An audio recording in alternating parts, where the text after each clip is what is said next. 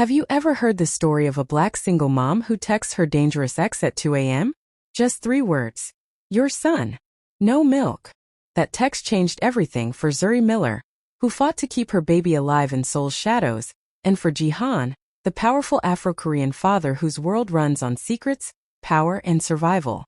Tonight, they learned that even after forgiveness, danger doesn't disappear. When love meets desperation on the Seoul streets, you don't just fight for food. You fight for your life. And the life of the child you risked everything to protect. Have you ever gotten exactly what you prayed for? And then realized it came with an expiration date you didn't see coming? Zuri Miller used to beg for milk money at 2 a.m. Her baby was hungry. She had $15 in her wallet. That text, your son, no milk, was a gunshot wound to her pride. But she had no choice. Motherhood kills shame. 2 years later, that desperate text brought back the most dangerous man in Seoul. Now her son has a father. A billionaire father. A father who runs an empire built on blood and backroom deals and people who disappear without ever making the news. And tonight, right now, as you're listening to this, someone in that empire has decided that the baby who sleeps in Songbukdong is leverage. Not a grandson. Not family. Leverage. The question isn't whether Jihan can protect them. The question is whether Zuri will let him try before it destroys everything they just built. And here's what keeps me up at night about this story. She's going to have to choose between 2 types of terror. The terror of letting him use his power to keep her son safe, or the terror of losing her son because she was too proud to let him. If you've ever been in that position, if you've ever loved someone dangerous, if you've ever sacrificed your pride for a child, if you've ever wondered if staying was brave or just dumb, drop your city in the comments right now. Don't scroll. Comment. Because this story belongs to you. This is episode 2. And everything changes tonight. The first thing Zuri noticed was the silence. Not the peaceful kind. Not the soft quiet of a home where a baby has finally surrendered to sleep after an hour of negotiation. This was a different silence. Heavy. Watchful. The kind of silence that stretches over walls and floors like something breathing behind the plaster. Months had passed since that night in Hana Hospital. Months since Jihan's head had rested against her leg while fever monitors beeped their uncertain rhythm. And she'd whispered all the things she'd sworn never to say out loud. I love you. 3 words that had taken 2 years to fall. And they'd fallen in a hospital room that smelled like antiseptic and the particular sadness of sick children. In those months everything had changed. And nothing had. The 4th floor walk-up with its rattling heater, and the way she used to hold her breath climbing the stairwell at 2 a.m., that was gone. The diner job with its perpetual smell of grease and the way her feet would ache for hours after her shift. She'd cut her hours in half. The sense of being alone, untethered, entirely responsible for keeping a small human alive. That had shifted too, though Zuri still woke some mornings waiting for the dream to end. But the house in Songbukdong didn't feel like a museum anymore. When she'd first walked through its doors, it had felt like those sterile showroom apartments you see in magazines. All high ceilings, empty echo, art on the walls that probably cost more than she'd made in a year. Now there were toys scattered under the dining table. A tiny blue car sat half-hidden near one chair leg like it had rolled away mid-adventure. One of Mji's socks draped over the back of the couch. A bottle of formula abandoned near the television. Forgotten in the daily chaos of caregiving. These small things, these messes made it real. Made it a home. She'd done that.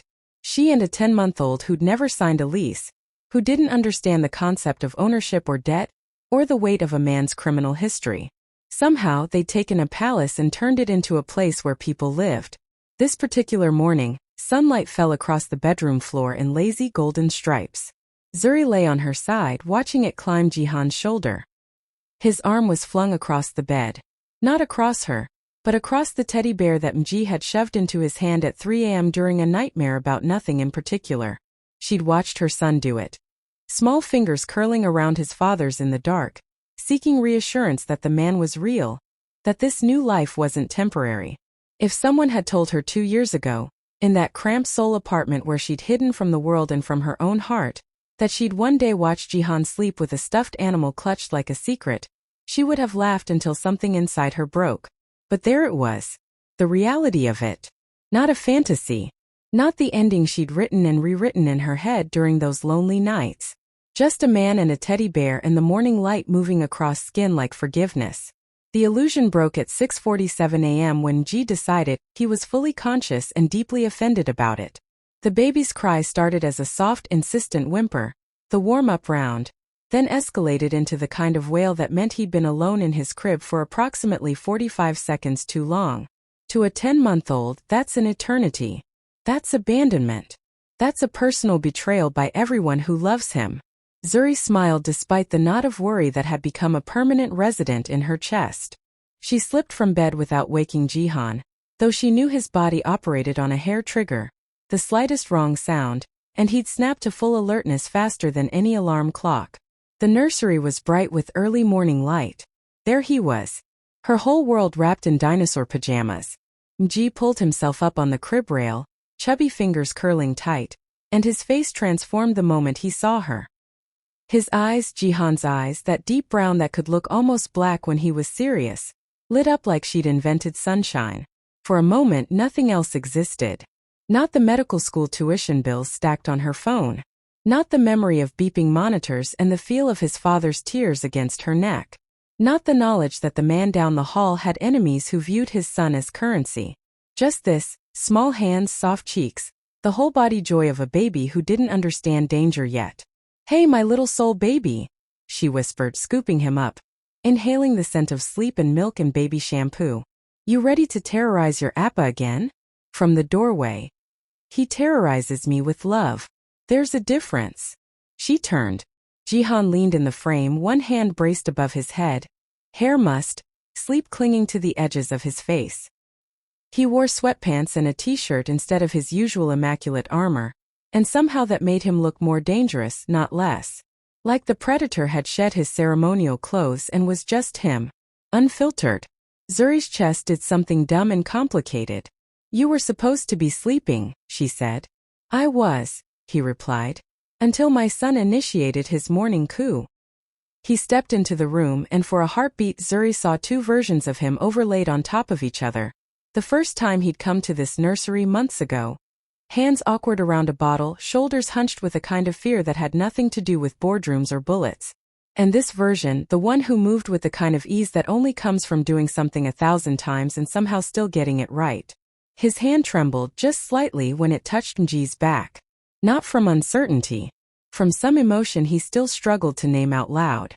"Okay," Zuri said, more to herself than to them. "Stop being dramatic. It's breakfast time, not a season finale." The kitchen smelled like rice and coffee and Mrs. Kim's infinite frustration with the world.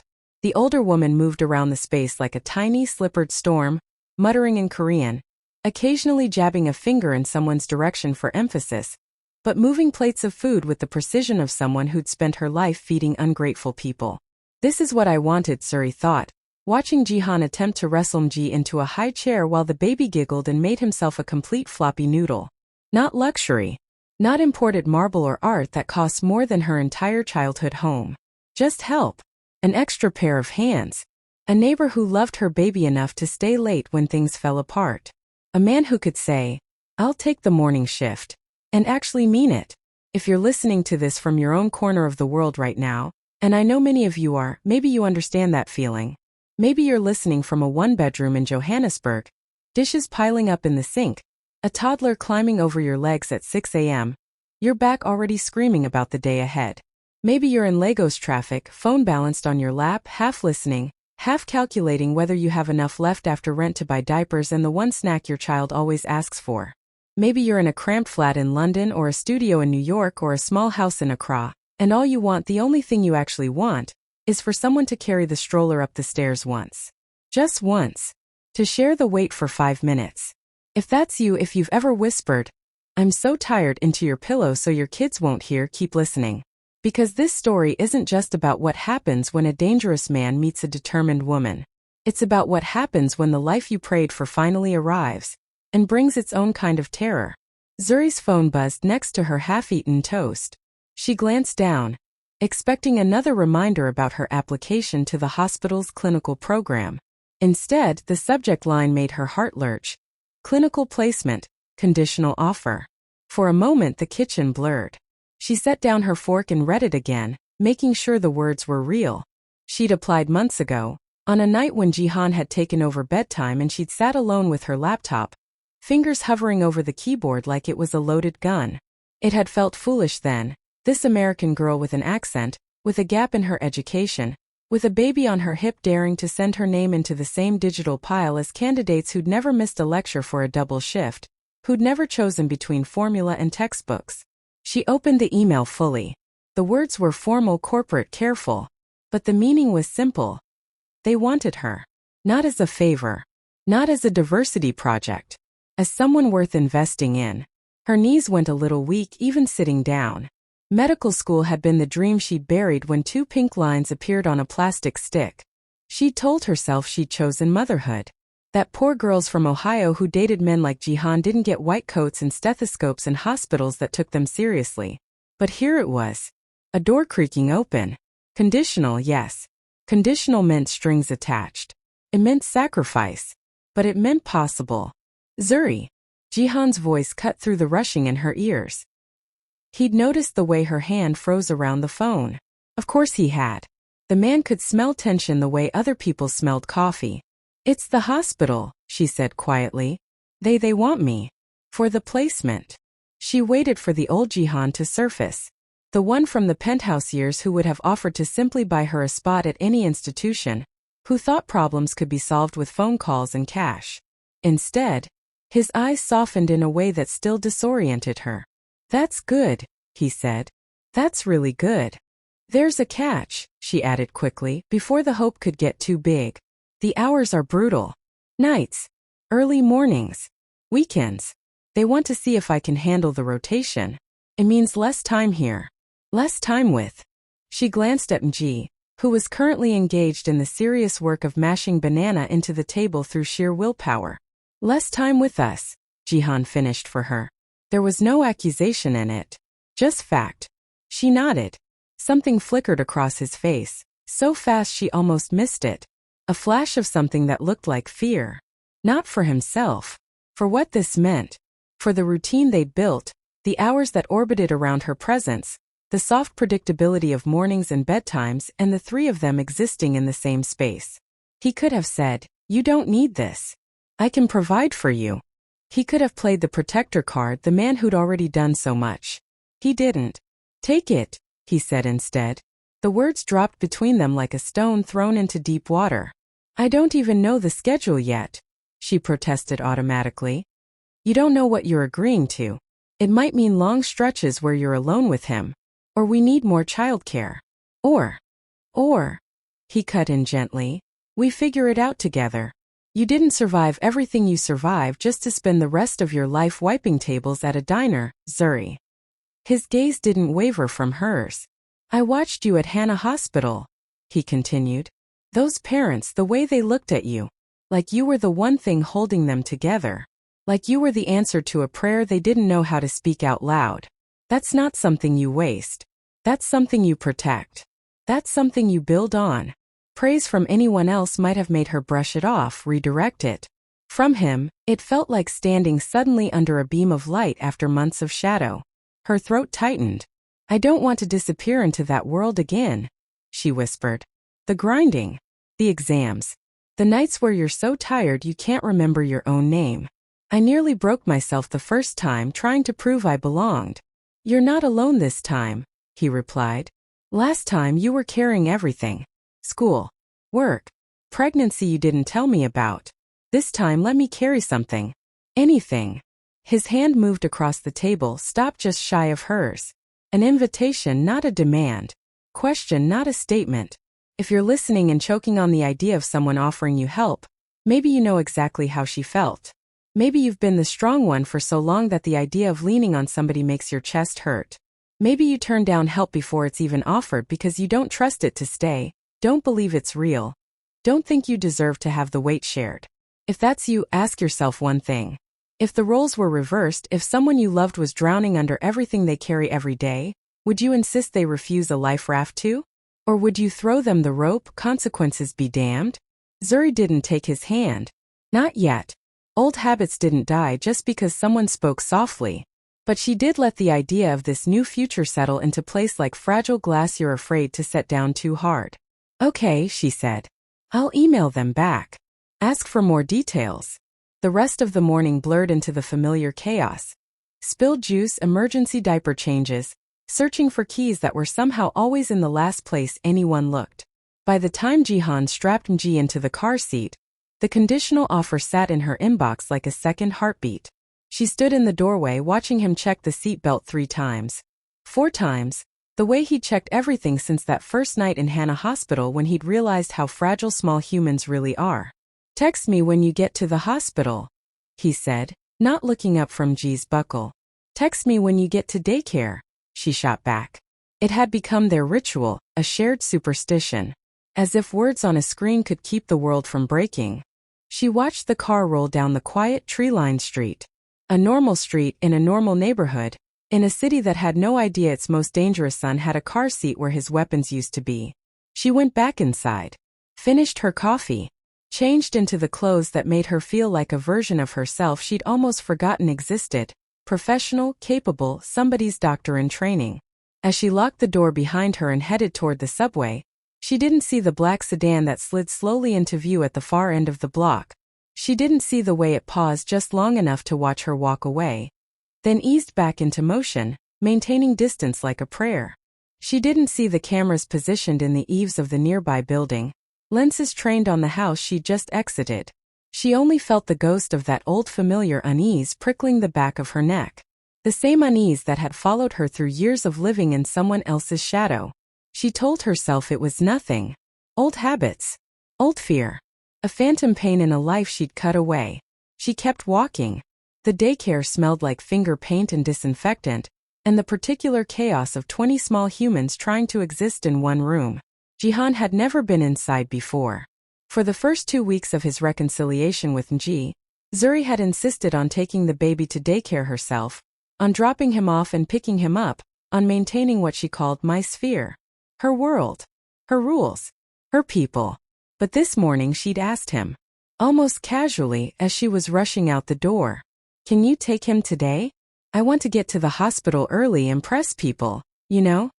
He'd said yes immediately. Too immediately.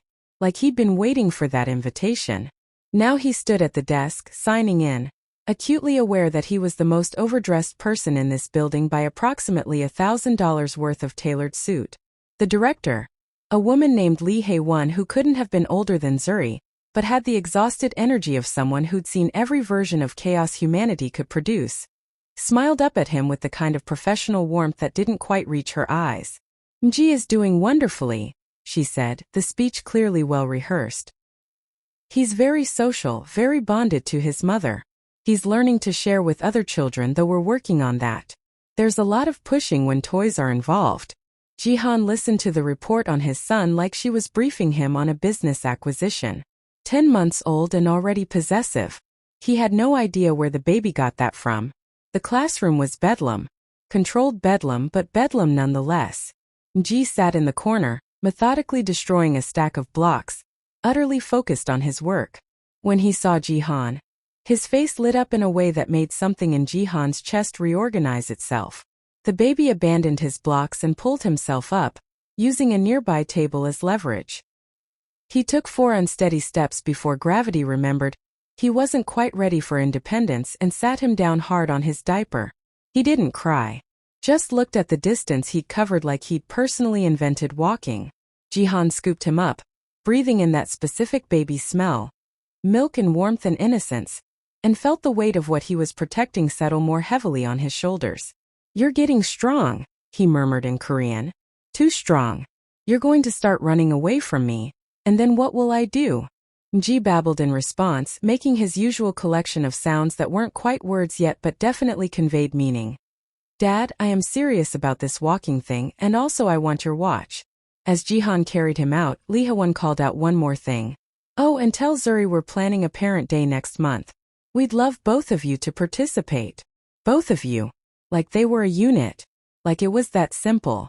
The morning light felt sharp, cutting through everything false.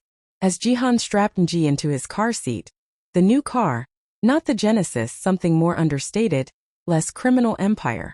He felt it. That prickling at the base of his skull. The sensation of being watched. He'd learned to trust it years ago. Ignored it once when he was young and stupid, and it had nearly cost him his life. Since then, he treated the instinct like an extra sense. He didn't react. Just moved through his routine, checking the seatbelt twice, adjusting G's blanket, closing the door with care. Only when he was sliding into the driver's seat did he use the rearview mirror to check the street. Black sedan. Parked 3 cars back. 2 men in the front pretending not to look. His hands went still on the steering wheel. For 6 months, Jihan had been dismantling the Bo Group's gray divisions, the parts that ran on cash and fear and the kind of power that couldn't be audited. It had seemed like the right thing, the necessary thing, the thing you had to do if you wanted to build a life with someone who'd already run away from you once. But dismantling power meant making enemies out of people who'd benefited from the old structure. People who didn't see progress as evolution. They saw it as weakness. He started the car. Didn't look directly at the sedan. Just began driving, taking a route he knew by heart, toward the daycare, but not in a straight line. He wanted to see if they'd follow, and more importantly, how committed they were to it. At the first red light, he angled the rearview mirror slightly. Still there. Still 2 cars back. But one of the men had shifted, was now looking directly at Jihan's vehicle. The message was clear: we see you. We're not hiding. We want you to know we're here. It was a power play. The kind that usually preceded something worse. Jihan's mind ran through scenarios, calculating the way it always did. He could lose them. He was confident in his driving, confident in knowing Seoul streets like his own blood.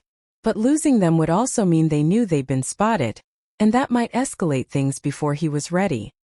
He could go to the police, but the old KO's reach sometimes extended there, and police reports meant paperwork, meant Zuri would find out, meant she'd panic. Or he could do what he was doing. Acknowledge the threat, integrate it, keep moving until he understood what game they were playing. At the daycare, he pulled in smoothly, parked, and again went through the ritual of getting G out. The sedan drove past, didn't stop, but he caught a glimpse of faces as it did. Familiar faces. Men from the old days, from when Bo Group's money came from places he tried not to think about too hard. He sat in the daycare's parking lot for 5 minutes, holding his son, and made a decision. That evening, Jihan sat in his office on the 23rd floor of the Bo Group building, watching the city lights come alive below him. The office was exactly as he'd left it this morning, neat, powerful, designed to intimidate. Everything in its place. Nothing random. Everything a statement. He'd called an emergency meeting with his head of security and his most trusted lawyer. The 3 of them sat around the glass table like generals planning a war. Plate number? He asked, though he already knew the answer. Registered to a shell company, said Park Min-jun, head of security, a man who'd worked for Jihan for 8 years and had only gotten smarter about his job. Shell company is registered to another shell company. We went 3 layers deep before the trail went cold. But we know who's behind it, added the lawyer, Kim Tae-oh, a woman who specialized in the kind of legal territory where morality became negotiable. Former members of the old crew. Specifically, people who were very comfortable with the gray divisions you've been shutting down. They lost about 40% of their income when you started the cleanup. Jihan leaned back in his chair. They want money, he said. They want acknowledgement, Min-jun corrected. They want you to know that dismantling their pipeline has consequences. They're testing you. Seeing if you're soft now, if the baby changed you, if you'll fold. The word baby landed differently coming from his security chief. It wasn't clinical. It was personal. Kim Tae-oh slid a folder across the table. They filmed his daycare, Jihan. Not by accident. Systematically. We pulled this from our own surveillance of the building across the street. He opened it. Photographs all time-stamped. Ji at the window looking out at something, smiling that toothless, open smile that Jihan had started to live for. The shots were taken from a distance through telephoto lenses, but clear enough that you could see the exact moment his son caught sight of something that made him happy. His son's smile weaponized. The rage that rose in him was clean and absolute. What do they want? He asked, his voice level in the way that terrified people who knew what his level voice meant. We're not sure yet, Min-jun said carefully. The text message was deliberately vague. But based on past behavior, we're guessing they want either a cut of the new legitimate business structure or they want you to stop the cleanup entirely and let them continue operating. Neither is acceptable, Jihan said. Agreed, Kim Tae-oh said. But Jihan, we need to talk about the family. About Zuri and the baby. If these men are escalating. They watched them, Jihan said, the words cutting like shards. Without my knowledge, without my permission, they watched my son. There is no escalation. It's already happened. He stood, walked to the window. Below, Seoul sprawled in all its glittering complexity. 30 million people, millions of stories, millions of reasons why someone might want to destroy someone else. Double security around the daycare, he ordered. But keep it invisible. I don't want the teachers spooked. Security at Zuri's hospital placements, far enough back that she doesn't see it. New locks on the house. I want a scan for listening devices, cameras, anything. And I want to know everyone who approaches my mother. He turned back from the window. We move quietly. We move fast. And we move without Zuri knowing any of this is happening. That's dangerous, Minjun said quietly. She'll be more dangerous if she finds out we kept it from her, Kim Tae-oh added. Based on what you've told us about her, she left you once already. If she finds out you're managing her life without consent. She won't find out, Jihan said, with a kind of certainty that only came from making a decision you'd already decided couldn't be questioned. In hindsight, that would be the moment everything fell apart. Not because the threat was real, though it was. Not because the security measures were wrong, though they were also incorrect because they were based on a lie. But because Jihan reverted to what he knew in a crisis: control. Strategic information. Power deployed in shadow. He forgot that the version of himself Zuri had fallen in love with was the version that promised to do things differently. That night Zuri came home to a house that felt subtly wrong. She couldn't identify what it was at first. The lights were on. Dinner was warm on the table. Mrs. Kim had left a note. Soup for you. Ji very happy today with Appa. They napped together like lovers. It was the kind of observation that made Zuri's chest hurt in the best way possible. But when she moved through the halls, she started seeing things. A camera tucked near the ceiling in the hallway. So small that you'd miss it unless you were looking. A new keypad lock on the back door, sleek and expensive. And in the nursery, a second deadbolt on the inside of the door, the kind you could lock from within in case someone tried to get to Ji. In case. She stood in the nursery for a long moment, looking at that deadbolt, and felt something cold crawl up her spine. She found Jihan in the living room on his laptop, the glow of the screen making his face look older than it did in daylight. What is all this? She asked, and her voice was strange to her own ears. Jihan didn't look up from the screen. What's all what? The cameras. The locks. The fact that there's a man outside walking a dog in the exact same spot I saw him 3 days ago, and he still hasn't let that dog actually urinate, which suggests either the dog has superhuman bladder control or something else is happening. She was walking now, circling him like she could make the answer reveal itself if she looked at him from enough angles. Explain. Now.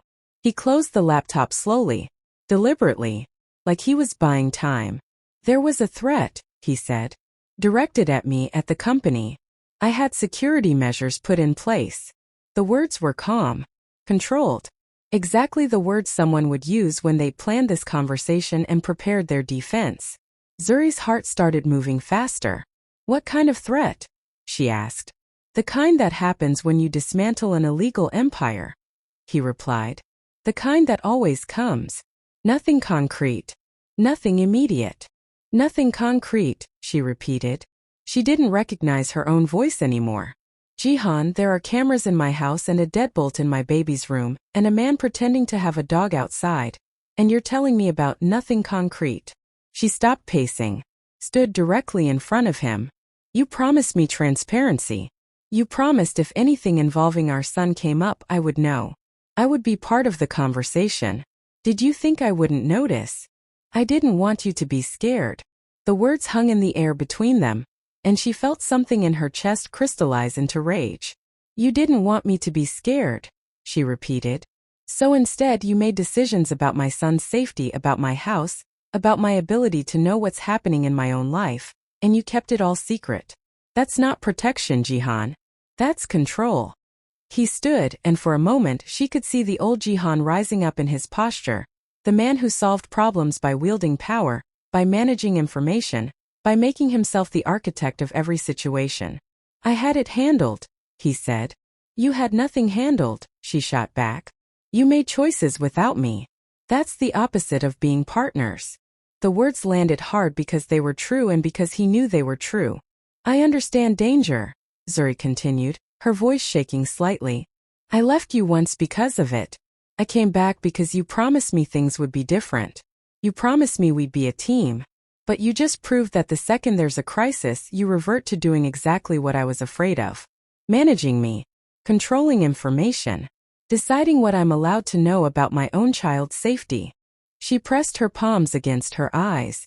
If you turn this house into a cage, even a beautiful one, even one with locks to keep threats out, I will take our son and I will leave again. I've survived without you before, Jihan. I'll survive again. The words were said in a voice so steady, so resolved, that they carried weight none of her earlier accusations had managed. Jihan heard it, understood what she was saying underneath the words. You're going to lose us if you keep doing this.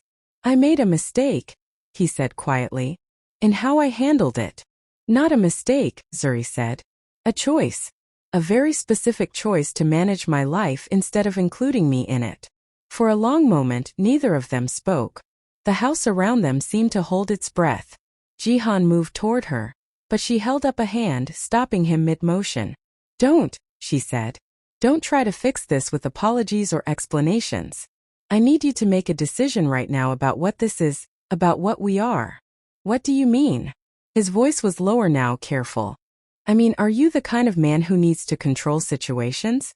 Who hides information because he thinks it's protection? If you are, then I need to know because I can't build a life with that. I won't. I'll be civil from G's sake, but I'll leave, and this time it'll be because I made the choice clearly.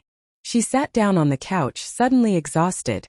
Or, she continued, you tell me the truth right now. All of it. And then we make a plan together. Not you making decisions and me finding out. Together. Jihan sat on the opposite end of the couch, not touching her. There's a threat from people in the old organization, he said. People who lost money when I started shutting down illegal operations. They've been surveilling daycare, which is why the cameras went up. They sent a message saying they know where MG sleeps, but they don't want the company. They want leverage. Each word was deliberate, was a small surrender of the control he'd been holding on to. They want you to reverse the restructuring, Zuri said, understanding. Possibly. Or they want money. Or they want to prove they can still reach me even when I'm trying to be something different. It's hard to know until they make a more specific move. How long? She asked. The surveillance started approximately 3 weeks ago, from what we've pieced together. Zuri absorbed that. 3 weeks of MG at daycare while men with cameras watched him smile at nothing through windows. Okay, she said. Her voice was different now, not angry, just processing. So here's what we're going to do. You're going to tell me everything. Not bits. Everything. And then we're going to make a plan, and it's going to be a plan that includes my input. Not my permission to do what you've already decided to do. Actual input. Actual partnership. Okay, Jihan said. And if you lie to me again, she continued. If I find out you've made decisions without telling me, we're done. Not angry. Not dramatically. Just done. I'll take MG, and I'll find a way to make it work on my own, the way I was doing before. She meant it. The certainty in her voice made that clear. Jihan nodded, and something in him seemed to shift, a tension releasing that he hadn't known he was holding. I need your help, he said, and the words felt new in his mouth, unfamiliar territory. I need you to tell me what to do with this. Because my first instinct is the old way, security teams, location changes, making them disappear. But that's not what a father does. That's not what a partner does. I don't know how to do this differently. Zuri felt something settle in her chest. The rage cooled into something more useful, clarity. Okay, she said. Here's what we're going to do. They spent the next 3 hours at the kitchen table. A map of Seoul spread in front of them, a folder of photographs and a growing list of decisions. Step 1, report to the police. Not because Jihan trusted the system, but because an official report created a record. If something escalated, there was documentation. It also gave them access to protection orders if needed. Step 2, move MG temporarily. Not because they were running, but because a stationary target is easier to hit. They'd move him to Mrs. Kim's sister's house in Gangnam, under a cover story about helping family. It was nearby enough that Zuri could still see him, but removed from the immediate threat zone. Step 3. Clean up Bo Group from the inside. Not through violence or intimidation, but through legal and financial pressure. Audit the remaining gray divisions. Find who was behind this threat. And push them out, fire them, restructure their roles, make it clear that anyone connected to surveillance or threats to his family was done. Step 4. Security, but done differently. Not cameras in the nursery. Not deadbolts that looked like cages. But visible security at daycare. Plainclothes protection at Zuri's hospital rotations. A simple system. He texts her when he's at daycare. She texts when she's leaving the hospital. Checkpoints, but not surveillance. Safety, not control. You'll need to talk to your mother, Zuri said around midnight. Because if we're doing this, if we're moving G, if there's going to be obvious security, she's going to find out anyway. And she's going to be angry if she finds out from someone else. Jihan's mother. The woman who'd appeared at the playground and somehow blessed this entire impossible situation with her presence.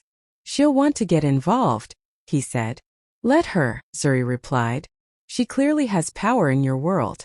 If we're going to do this, we might as well use every resource we have. By the time they finished, dawn was starting to creep in through the windows. They hadn't slept. Neither of them looked it. They looked like people who'd survived something and were still calculating what came next. Zuri stood stretched, her bones aching with fatigue. I'm going to try to sleep for a few hours, she said. Then I'm going to the hospital to work my shift. I'll call you when I'm done and we'll pick up Ji together. And Jihan. She waited until he looked at her. No more decisions made in secret. That's the deal. We're a team or we're not. We're a team, he said. And he meant it in a way that felt almost like a vow. The next 24 hours moved fast. By morning, Jihan had called his mother. Unsurprisingly, she already knew something was wrong. The woman had an intelligence network that rivaled his own security team. By noon, she was sitting in his office, perfectly composed, wearing one of her power outfits, tailored sharp, the kind of clothing that made statements before you opened your mouth. Show me, she said, before he'd even finished offering her coffee. He showed her. The photographs. The threat. The surveillance logs. Everything. Her face didn't change, but something in her eyes did. A sharpening, a focusing. They're testing you, she said, using almost exactly the same words his security team had used. I know, Jihan replied. And they think you'll fold because of the baby. It wasn't a question. Some people in our world see family as liability. His mother set down the photographs carefully, lined them up precisely on his desk. Then we show them it's an asset, she said. You're going to take your son out of daycare today, publicly, without trying to hide it. You're going to move him to a better facility, one that I am personally funding. And when anyone asks why, you're going to say it's because your son deserves the best education starting now. No apology. No explanation. Just a man prioritizing his family. She leaned forward. Power isn't about what you're willing to do in shadow, Jihan. It's about what you're willing to do in daylight, and who'll stand beside you when you do it. By evening, Ji had been officially transitioned to a new daycare. Smaller, private, in a secure building. Mrs. Kim's sister had a room ready in her Gangnam apartment, small but comfortable, with a kitchen and a television and the kind of space where a baby could be safe. It wasn't a traumatic move. Ji had no idea that his world had just changed. By the next morning, Zuri had filed a police report. It had taken exactly 3 hours for a detective to call her back. A woman named Park Soo-jin, who'd immediately recognized Jihan's name and the implications of his cooperation with police. This is unusual, Detective Park had said carefully. Crime Boss Files reports. This doesn't happen. He's trying to be different, Zuri had replied, and heard herself say those words with a strange kind of pride. Help us keep our son safe. Something in the detective's tone shifted. By that evening, as Zuri walked through the hospital, moving through her clinical rotation with new confidence, people had started to see her as part of the team, someone with real answers. She felt the weight of it all shift slightly. It wasn't gone. The threat was real. The danger was real. But it was named now. It was accounted for. It was a problem they were solving together instead of a secret someone was hiding. And as she left the hospital that night to meet Jihan and Ji at their new temporary arrangement, Mrs. Kim's sister's apartment, where Ji was napping in a borrowed crib and Mrs. Kim was making enough food for 5 people, something crystallized in her. This was what partnership looked like. Not perfect. Not safe. Not without risk. But real. When Ji woke up, reaching for her with his whole body, babbling about nothing and everything, Zuri held him and watched Jihan through the kitchen door, talking quietly with his mother and Detective Park, laying out the next steps. "How are you doing?" Jihan's mother asked, appearing beside her quietly. "I'm terrified," Zuri admitted. "All the time. Even right now holding him, I'm terrified something's going to go wrong." "Good," Mrs. Han said. "Fear keeps you careful. But don't let it keep you from the life you're building. My son is not an easy man, and this world isn't an easy place. But love done right, real love, the kind that includes hard choices and honest conversations, that can survive anything." She reached out, touched Nji's curls gently. "This one is going to grow up knowing what real partnership looks like. That matters. That changes everything." The apartment was quiet by 11 p.m. Ji had fallen asleep, and Mrs. Kim had gone back to her own apartment to sleep. Detective Park had left with promises of follow-up and protection. Jihan and Zuri sat on the small couch in Mrs. Kim's sister's living room, shoulders almost touching, the world reduced to the soft blue glow of the television and the distant sounds of Seoul moving outside the windows. "Thank you," Jihan said quietly. "For what?" Zuri asked. "For staying. For choosing to stay. For doing it with your eyes open, knowing what you're choosing." She rested her head against his shoulder. "It's not gratitude. It's not a gift. It's just, I chose you. And I'm going to keep choosing you, as long as you keep choosing us." "I will," he said. "Every single day I will." His phone vibrated. He reached for it automatically, a habit of someone who's built his life around being reachable. She watched his face change. "What?" she asked, sitting up. "It's from the legal team," he said slowly, reading the message again like the words might rearrange themselves. "They found something. In the audit of the gray divisions." "What kind of something?" Jihan's jaw tightened. "The surveillance of Nji at the daycare. It didn't start 3 weeks ago. It started 8 months ago.